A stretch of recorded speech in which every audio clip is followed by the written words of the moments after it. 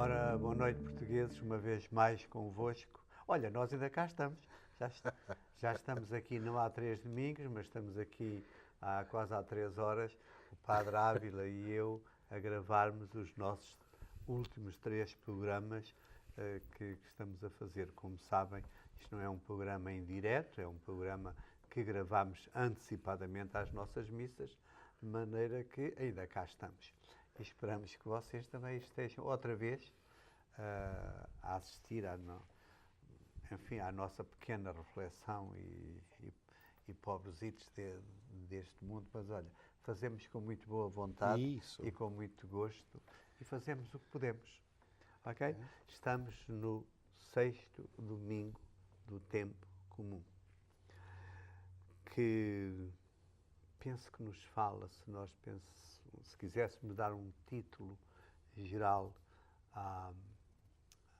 àquilo que chamamos de celebração da palavra, ou à liturgia da palavra, e se quiséssemos ter um tema, e se calhar vamos servir-nos desse tema, daríamos o tema da sabedoria.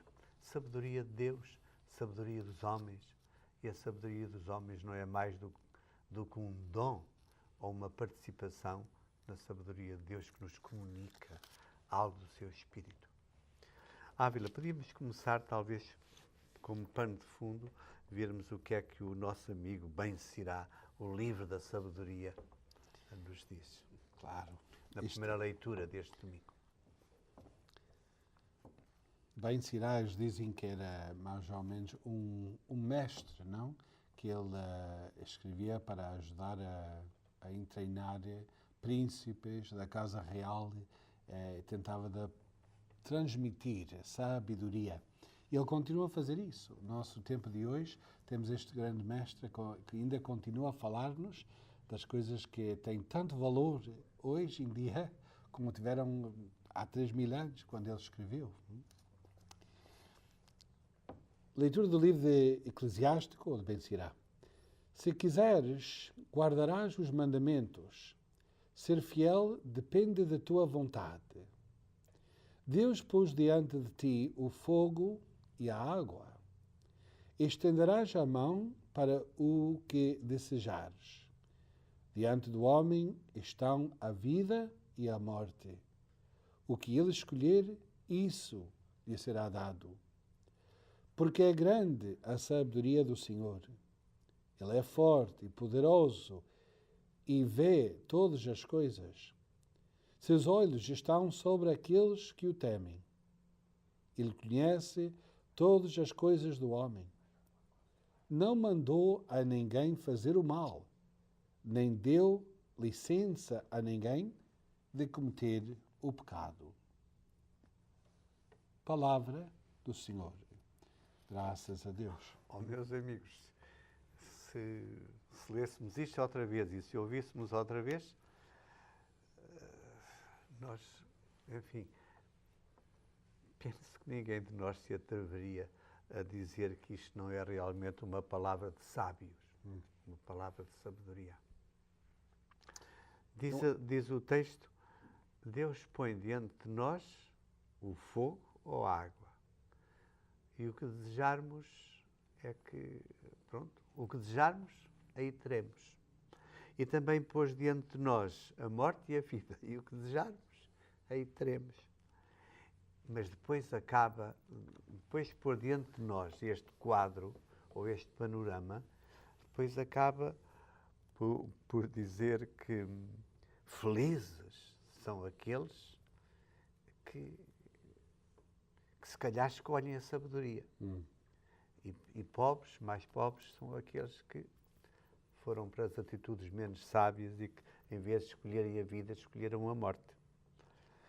E depois ainda nos dá um outro recado, que nós às vezes, e há muitos homens, e mesmo nós homens e mulheres, perguntamos, então, se Deus criou todas as coisas, quem criou o mal? Porque é que o mal existe? Se Deus criou todas as coisas, porque é que não punha o mal e pronto, e nós não fazíamos o mal? Não éramos livres? Com certeza agora ele diz, Deus não nos manda fazer o mal. O mal de facto existe, A verdade é que Deus não nos manda fazer o mal e deu-nos uma capacidade de vermos o que é bom e o que é mau, não é? E também diz ainda que não nos deu licença de fazer o mal. Começar a pecado. É interessante, não sei se vale a pena, Padre Marta, nós distinguimos uma coisinha aqui, o que é a sabedoria à vista de os escritores. Então põe-se o problema de facto. Então, sendo assim, o que é a sabedoria? Uhum. E isto para os autores desta Santa Escritura, a sabedoria não é o conhecimento da matemática ou da biologia ou da astrologia, essas coisas todas. Isso é humanamente sabedoria. Sabedoria que ele fala é mais, podemos dizer, no mínimo, seria uma ética, não? Saber entre o mal e o bom. Aquele que sabe distinguir entre aquilo que serve para melhorar a situação de uma pessoa e de outros, e de uma sociedade e do mundo, e aqueles que podem ver o que leva a mal, a sofrer, a prejudicar, a dañar as pessoas, não? Isso é o mínimo. E o mais alto, então, da sabedoria seria conhecer as coisas como Deus conhece, não? Ver as coisas da maneira que Deus vê. Deus vê tudo, ele disse. Não há nada escondido à vista de Deus. E quem tem a sabedoria, verdadeira sabedoria, será aquele que pode apreciar as coisas do ponto de vista de Deus. Que pode ver as coisas como Deus o vê. Porquê que Deus fez isto? Porquê que está criado desta maneira? Porquê que serve Deus que as coisas sejam assim? Isso é o mais alto e o que nós queremos chegar. Queremos avançar até ter essa sabedoria divina, que nunca vamos poder ter neste mundo, não? Somos limitados. O juiz, o pensamento de Deus não cabe aqui dentro. Enquanto estamos neste mundo, nunca vamos poder ter completamente 100% ver as coisas como Deus vê. Mas podemos alcançar pouco a pouco a começar a ver as coisas não só do ponto de vista da terra, mas tentar ver também do ponto de vista do céu, de ver as coisas da atitude de Deus, não? Só esta sabedoria que nós procuramos, o mínimo, uma ética, uma ver as coisas bom e maus. E então chegar a ver as coisas, mais ou menos, como Deus as vê, não? Então podíamos dizer, com palavras simples ou reduzidas, a sabedoria praticamente é saber viver. Saber viver à maneira de Deus, saber viver, de facto, com os valores daquilo que vale. Se eu tenho uma maçã belíssima e tenho uma outra podre, e se eu escolho a podre, se calhar sou tonto, não sou muito sábio.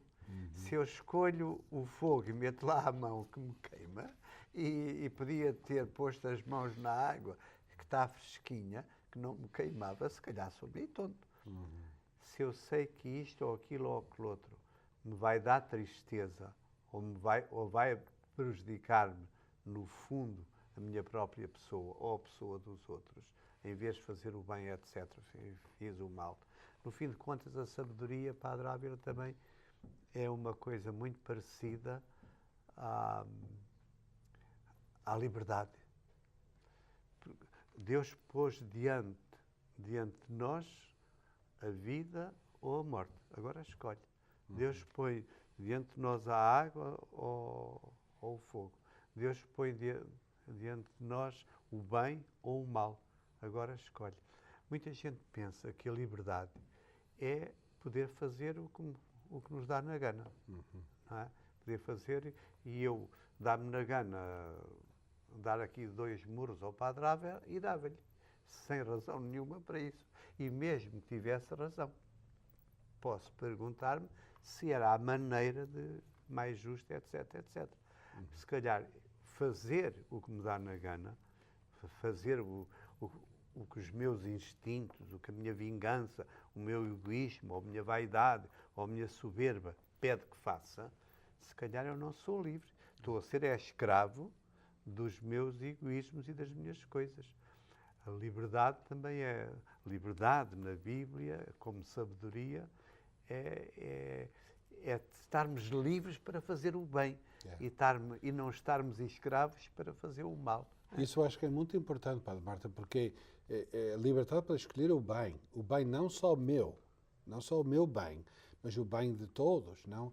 Para poder ver as coisas de uma maneira que eu não escolho só para que o que me vá com prazer nesse momento, mas o que pode realizar um bem duradouro, não? Que vai ser para todos. Porque as pessoas podem dizer, olha, sinta-me bem fazendo isto e tal, mas qual efeito vai ter essa coisa, o que vais fazer, essa atividade, como é que vai afetar os outros?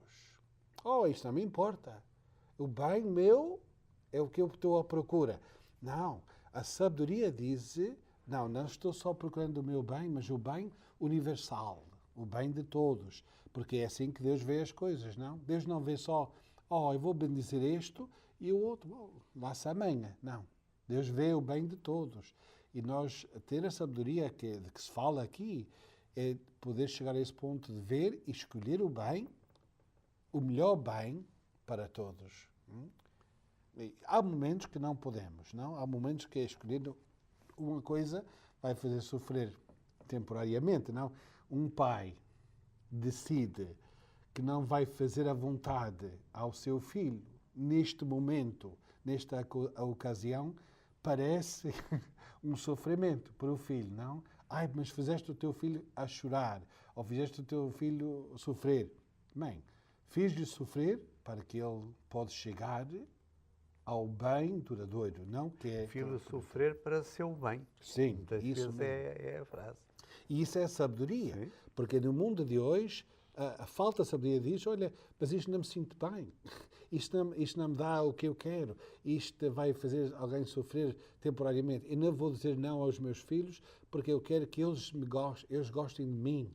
Eu não vou ser pai, eu vou ser amigo para que eles gostem de mim.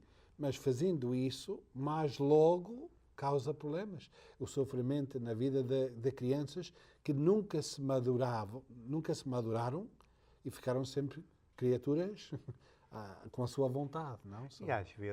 E às vezes até pode suceder, em certas ocasiões, que nós próprios podemos sofrer por causa da sabedoria.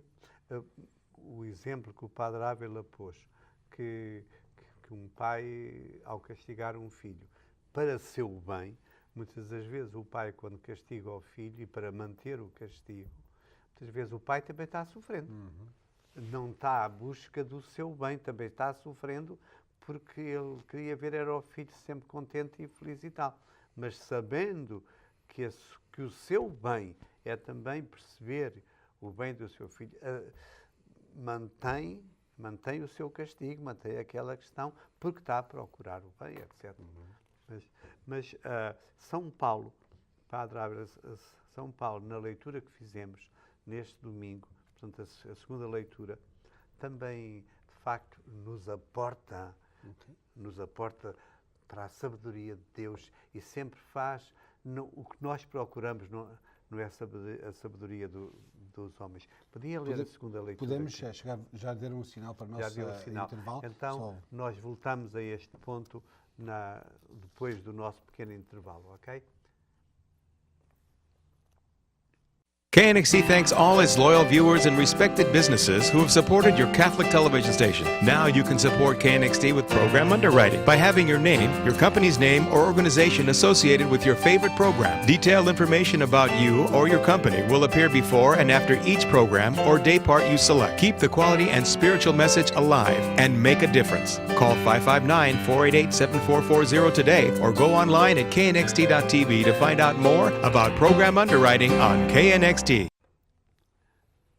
Meus amigos, cá estamos outra vez. Na minha terra dizem o que é prometido é devido. E nós prometemos estar cá, aqui estamos, e prometemos também começar esta nossa segunda parte com a leitura da epístola, que fazia a segunda leitura do domingo de hoje, que São Paulo também toca o tema da sabedoria. Ouvimos então a palavra que vem da primeira epístola do apóstolo São Paulo aos Coríntios. Irmãos, não falamos de sabedoria entre os perfeitos, mas de uma sabedoria que não é deste mundo, nem dos príncipes deste mundo, que vão ser destruídos. Falamos da sabedoria de Deus, misteriosa e oculta, que já antes dos séculos Deus tinha destinado para a nossa glória. Nenhum dos príncipes deste mundo a conheceu, porque se a tivessem conhecido, não teriam crucificado o Senhor da glória. Mas como está escrito, nem os olhos viram, nem os ouvidos escutaram, nem jamais passou pelo pensamento do homem o que Deus preparou para aqueles que o amam. Mas a nós, Deus o revelou pelo meio do Espírito Santo, porque o Espírito Santo penetra todas as coisas, até o que há do mais profundo em Deus. Palavra do Senhor. Graças a Deus. Há uma coisa que me dá uma espécie de gozo ao ouvir esta carta de São Paulo. Nós sabemos, os gregos tinham uma cultura muito elevada no tempo de Jesus, portanto, naquele tempo, o tempo de São Paulo, etc. Os gregos eram o povo, ainda mais do que os romanos, com uma filosofia. Era Corinto e Atenas, eram as cidades dos grandes filósofos, Aristóteles, Plato, Platão, Ptolomeu, etc. Eram os homens que realmente tinham uma grande sabedoria. A civilização grega era realmente aquela que estava no top. E então São Paulo chega à Grécia e fala aos perfeitos. E eles julgavam-se os homens mais perfeitos. Então São Paulo diz: vocês estáis aí todos empanturrados com a vossa sabedoria, pensando que sois perfeitos. Eu venho pregar-vos uma outra sabedoria que está muito acima da vossa. E Isás vai disto. Eles não ficaram muito contentes. Não ficaram. É melhor irmos embora que depois vamos ouvir-te numa outra ocasião. Especialmente quando chegou então a teoria ou a nossa fé da ressurreição de Jesus, não? Que eles dizem: olha, isto está pegado de cabeça, não? Já não queriam ouvi-lo. Mas São Paulo está falando dessa sabedoria que outra vez, a ponto de vista de Deus, não? As coisas de Deus, quem penetra, o Espírito Santo é que nos leva a esta sabedoria. Não é feito só por estudo. Nós podemos estudar, nós podemos ler muito, nós podemos ler a Bíblia da frente ao fim e muitas vezes, mas é só o dom do Espírito Santo que nos vai levar à compreensão de que são as coisas de Deus.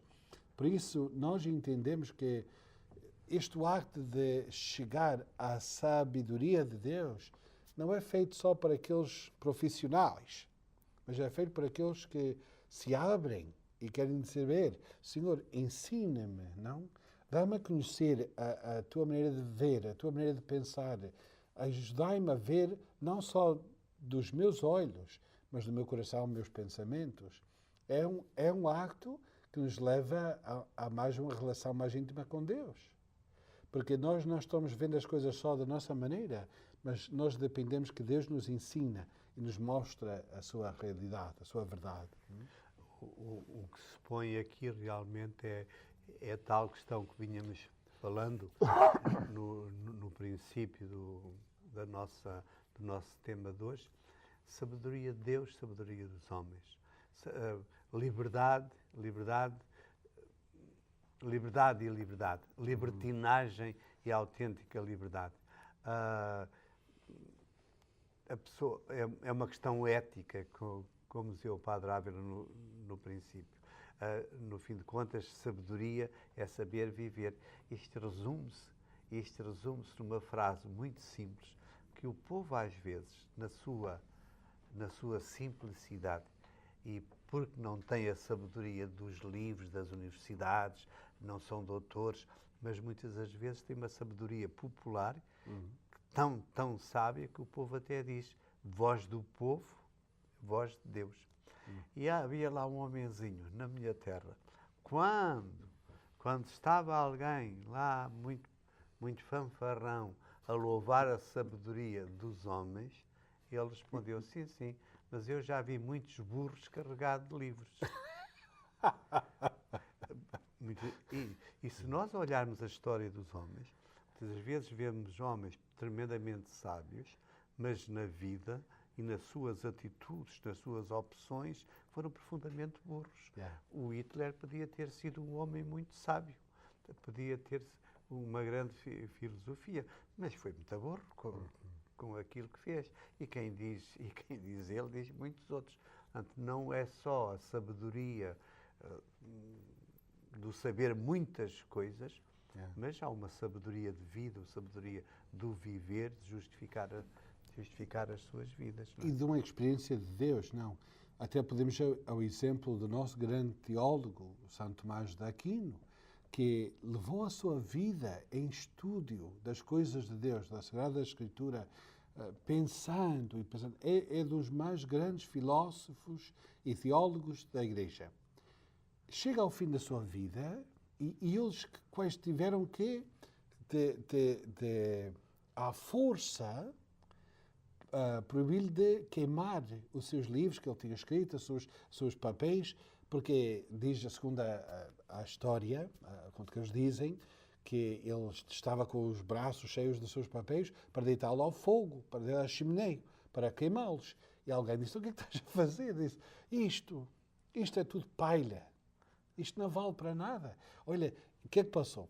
Ele estudou muito a Deus e com as suas capacidades, e Deus iluminou muito, mas chegou um momento em que ele sobrepassou o seu estudo humano e teve um encontro com Deus, uma experiência de Deus que pôs-lhe a ver as coisas de uma maneira muito diferente. E ele podia então evaluar todo o seu trabalho, ele queria dizer que era palha, que não valia de nada. Graças a Deus que não o queimaram, porque tinha muita coisa de valor para nós que temos que aprender. Mas há um momento em que a sabedoria humana tem que ceder lugar à experiência do Deus vivo. E esse Deus vivo, então, nos leva a uma mais profundidade, sabedoria. Não sei, já o tempo está ficando curto, não sei se queremos tocar o Evangelho, porque o Evangelho eu acho que mostra um bocadinho isso. Dá resposta a algumas coisas. Vamos ler só um coisinha do Evangelho, porque isto é muito importante explicar o que estamos a falar. É de São Mateus. Naquele tempo, disse Jesus aos seus discípulos, se a vossa justiça não supera os dos escribas e os fariseus, não entrareis no reino dos céus. Ouviste que foi dito aos antigos, não matarás. Quem matar será submetido ao julgamento. Eu, porém, digo-vos, todo aquele que se irar contra o seu irmão será submetido ao julgamento. Ouvistes que foi dito, não cometerás adultério.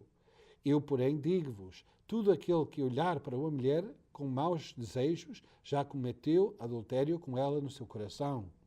Ouvistes ainda que foi dito que aos antigos, não faltarás o que tiveres jurado, mas cumprirás diante do Senhor o que jurastes. Eu, porém, digo-vos que não jureis em caso algum. A vossa linguagem deve ser sim, sim, não, não. O que passa disto vem do maligno. Eu acho que estas comparações que Jesus faz dá-nos a ver que há as leis. Olha, não cometas adultério. Ok, isso é básico, não?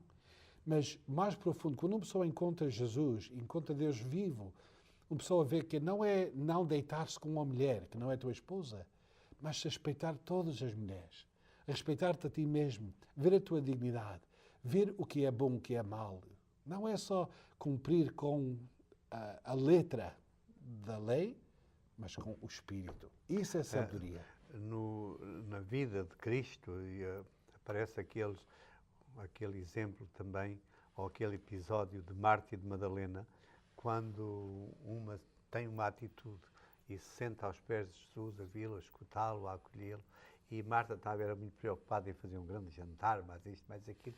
Quer dizer, Maria escolheu a melhor parte, Maria foi mais sábia escolheu a melhor parte, escolheu o melhor, soube ver mais as coisas, etc, etc, não é? Aquilo que tem mais valor. Certamente para nós, o que devemos ficar é ok, então, e a nossa sabedoria, e a nossa participação na sabedoria de Deus, e nas minhas relações uns com os outros, nas minhas relações familiares, onde é que se mostra no exercício da minha liberdade, no exercício da minha liberdade ou da minha autoridade, etc. Como é que eu percebo?